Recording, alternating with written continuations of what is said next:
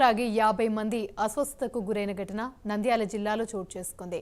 బనగానపల్లె మండల పరిధిలోని రామతీర్థంలో కలుషిత నీరు తాగి 30 మంది వాంతులు విరేచనాలు చేసుకోగా ఆత్మకూరు మండల పరిధిలోని ఎర్రగుంట్లలో 20 మంది అస్వస్థతకు గురయ్యారు. గ్రామస్తులు వీరిని జిల్లా ప్రభుత్వ ఆసుపత్రికి తరలించారు.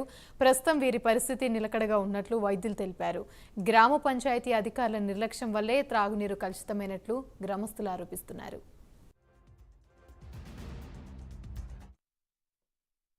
రామతీర్థంలో డయేరియా వస్తుంది చెప్పి మాకు ఇంటిమేషన్ తర్వాత మేము panchayati secretary and engineering assistant already వచ్చి శాంపిల్స్ కలెక్ట్ చేస్తున్నాం. మా వచ్చే ట్యాంక్ నుంచి వచ్చే సప్లై ప్లస్ డైరెక్ట్ పంపింగ్ ఉన్న వాటర్ ఎక్కడైతే కొన్ని కేసెస్ అన్ని చెప్తున్నారో తెచ్చుకుని శాంపిల్స్ టెస్ట్ చేసాము. దానిలో ఎటువంటి ప్రాబ్లం లేదు. ఇక్కడ కంటామినేటెడ్ వాటర్ కాలేదు, ఏం ప్రాబ్లం లేదు ప్రస్తుతానికి. అయితే అవుతుందంటే మేము ఇట్లా డైరెక్ట్ కేసెస్ ఉన్నాయని చెప్పేసి ప్రస్తుతానికి వచ్చే ట్యాంక్ ప్లస్ డైరెక్ట్ పంపింగ్ ఆపాము.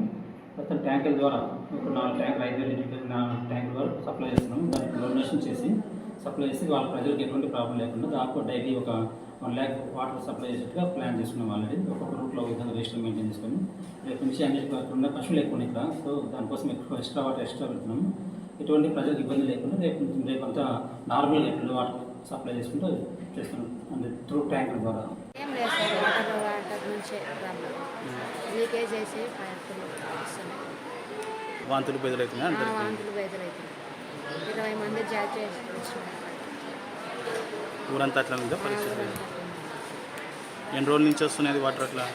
ఏమో సార్, ఇంకా చాలా వస్తున్నాయి. ఒక వారం నుంచి వస్తున్నాయేమో. మేము అంత పట్టించుకోలే అనమాట. వీళ్ళకి మోషన్స్ అయినాక అందరూ పట్టించుకున్నారు.